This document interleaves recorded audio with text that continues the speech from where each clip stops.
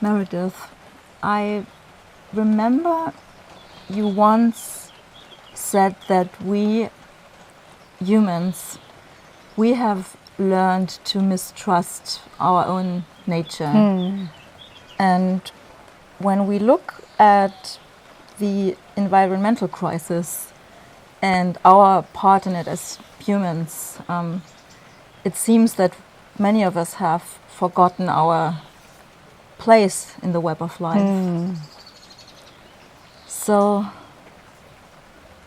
how can we remember again? How can we learn to trust our nature again? Well, what has always surprised me is that when we go into nature, right under the surface is the memory. When people just simply sleep on the ground or take a walk, that nature is somehow always speaking to us. And as I often say, in nature, the clues about how to do this living and dying that we need to do are always healthy. So we just have to forage out onto the land and let the land do its magic. A lot of learning how to trust our nature again is unlearning a lot of the messages that we've gotten. And I could go on for hours about what some of those messages are, but a lot of it is remembering that, I don't know if it's remembering, it's being able to show up for what the truth is in the moment for us, and to trust that whatever arises in us is exactly what we need in order to keep moving, and that our nature is always moving toward balance and healing. So we just have to show up for what's truly arising in us.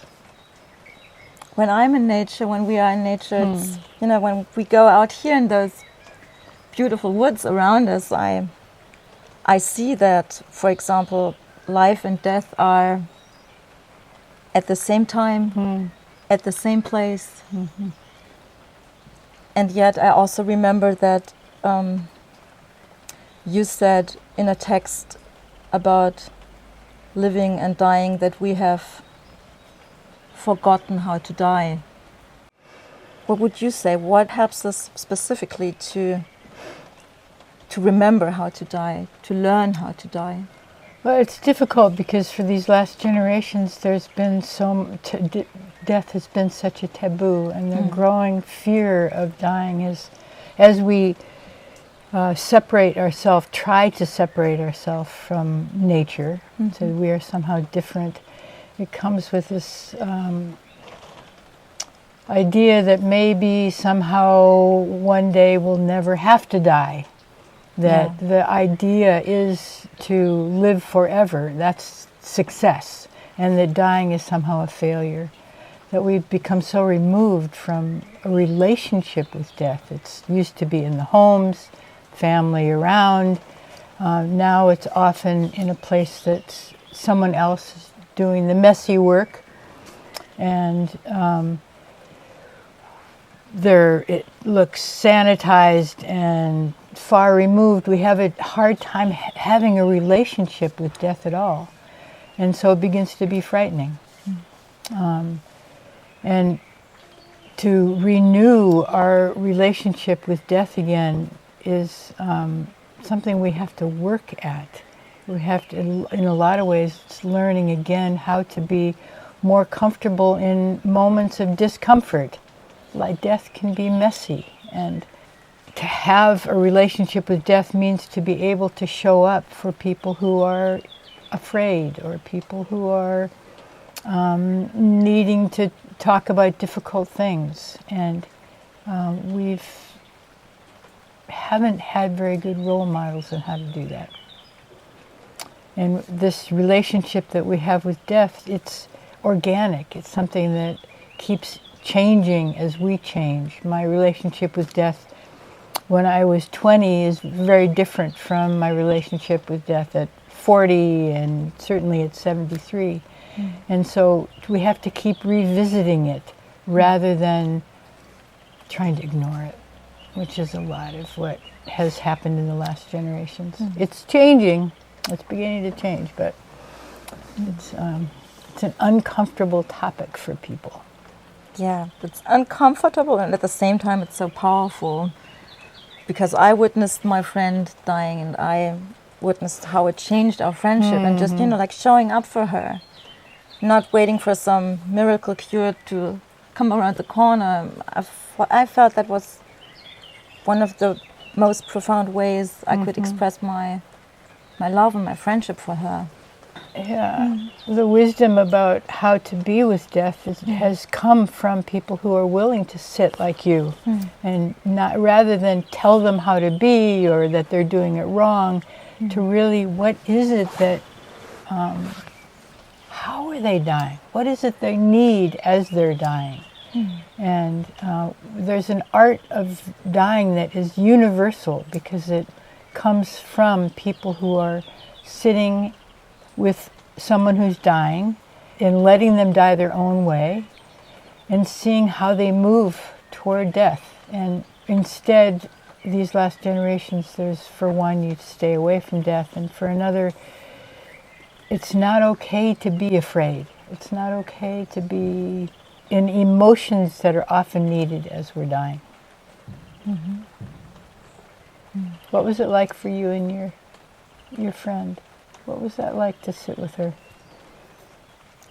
It was more like a moment-to-moment experience. I talked a lot about what was going on in nature, but what was going on inside is also going on outside, which is one of the basic understandings we work with in this practice we do, that whatever is what's up inside will show up in the inner landscape, will show up in the outer landscape. And because I was still at the very beginnings of this practice, I just practiced this with my friend, just so sitting on her balcony in the middle of Berlin, but she had beautiful, beautiful plants around, and stones and shells from also places we traveled together. So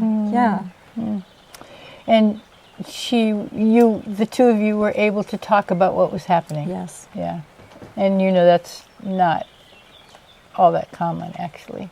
I know, but it was a relief for both of us. Yeah. It's freeing. It's a natural, it's the difference between thinking linearly and thinking cyclically. It's a whole different way. And to see that we are recycled, and to give room for what wants to be born, like, as you say, like nature does. That's not a common felt experience for a lot of people, as you know. Yeah, but I wish it would become more common. I think it would change a lot of levels of our life if we were able to learn from that. For one, learn how to begin to think more cyclically rather than linearly. That alone changes our relationship with death and our relationship with what is a failure, and how to show up for where we are. How to move from the idea that we have to become perfect rather than whole. Yeah. That's beautiful. Yeah, one of the last things I talked about with my friend, for example, was the moon. And I think, like, some days before we were doing like a feminist tarot deck, and she drew the moon as her card. And then she said, I know, of course, I will be dying and I will be dead, but I will be like, I will be like the moon. Oh, beautiful. It's like the light is just indirect, but I'll be there. The moon turns into its dark phase, but then there's that sense of it returning, some new coming out of the death. Just like the new came into you from being with your friend who was dying. It like brought, somehow her death brought something fresh into your life. There's always that incredible sense of recycling that happens. What I would be interested in is when you were grieving, when Stephen Foster, your life partner, died, whom you co-founded the School of Lost Borders with and offered modern day nature-based rites of passage. When Stephen died, what questions helped you to navigate the landscape of grief? I think the thing that saved me was actually the years of doing this practice and knowing that that I had to keep showing up for whatever was there day by day by day.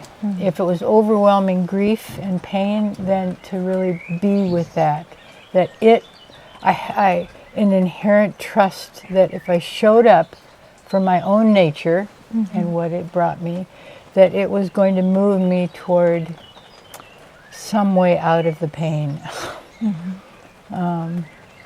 And finding that somehow grief, it cracks you open to feeling everything big. Like, as painful and as deep as the pain was, so was my love for everything. And it was so in the grief was also the learning about how to really feel gratitude. And I think I felt more gratitude during that time than I ever had before. That odd combination. I don't know, did you feel that? Yeah, of course I felt it a lot. And I mean, still we remember, when I meet with friends now, so grateful, even, even grateful for the times when our friend was a bitch. Yeah. You know what I'm talking about? Oh, absolutely. Yeah, it was it is a kind of non-judgmental love. It's like, it's beyond personal love. It's like, you understand. You can't, I mean, grief is something that I don't think you can really understand until you've experienced it. And we have again lost, in these last generations, we have not had good role models on how to grieve. We haven't been taught how to do that. Instead, it's, if you feel sad, you better do something to feel happy again. That the goal is to be happy. And if your friend is unhappy, our role is to make them happy again. Rather than say, what you're feeling is so important and I'm right here with you, I'll walk with you, just, it's all right, keep doing it. That's not something that we normally get. There's some failure in not feeling good, not feeling happy.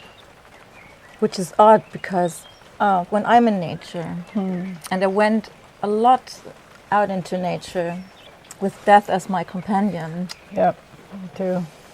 So, as you said, there's something underneath that. There's like this, there's like a force that is permeating everything and transforming everything. And this force is somehow much older than my, like my personal ideas or my states or my cultural ideas. So when I just felt when I'm in nature, when I'm in touch with that it's like, I feel like I need to die as much as I need to live. Can you make sense of that? Yeah. A lot of the old teaching is that dying, rites of passage is dying practice. Because we no longer have meaningful initiations, where it's beginning to return. That for indigenous people, these major initiations like death or loss or suddenly being a parent, these were times when you have to die to what was. We're no longer, you died like I died. When Stephen died, I died. I mean, then it's when there's a major transition, you die to what was and have to do a lot of the grief work of how to let that go in order to step into what is the new. That means learning how to, in the cyclical way of thinking, when something big happens, we die to what was, we step into a place of saying, what now? What is there now? And it's learning how to step into the unknown, not knowing if there's going to be a rebirth or not. I mean, there's a part of me that thought, I'm never going to get out of this world of pain. And so learning how to step into the unknown and find that there is a way through prepares people for their physical death, feeling that they have to let go of all that life was in order to step into the unknown again. And that's what death was, and it's much more difficult for us because we don't have the experiences in the natural cycles of our living and dying in our life to do that. Does that make sense? It makes complete sense to me. What I heard is that remembering or practicing rites of passage is our human way of being part of this natural cycles is so important because what happens is that when we die symbolically over and over again, we might be prepared to die a good death one day. Or at least our own death. Our own death, Yeah, that's it. You said it well. It's nice to be with someone who understands, actually. You know, I think a lot of people understand intellectually what it feels like to go through such an enormous loss and grief. Intellectually, you might be able to understand it, but you can't really understand it unless you've been through it. Yeah. So it's always good to. Yeah. And it's good to invite people, to do this, to really do it, because what you get from it is just so much more than just so much more. Yeah. I think I learned more about what a rite of passage was when Stephen died and my journey for 5 years or so than I ever did in any of the other work. I think they've been with maybe 8 intimate people as they die, and to see again and again that moment actually is very easy. That it's the dying that's so hard. That's made me also be so much less afraid of death. Who knows? When I get close, I might still have fear of it. I'm sure there'll be an element of that because I'll be losing a lot. But we don't, in our world today, that we keep death at such a distance that we don't get to see. Fortunately, all those people died at home their own way. And so to see how easy it actually was just to slip across helps me. Yeah. Yeah. Thank you.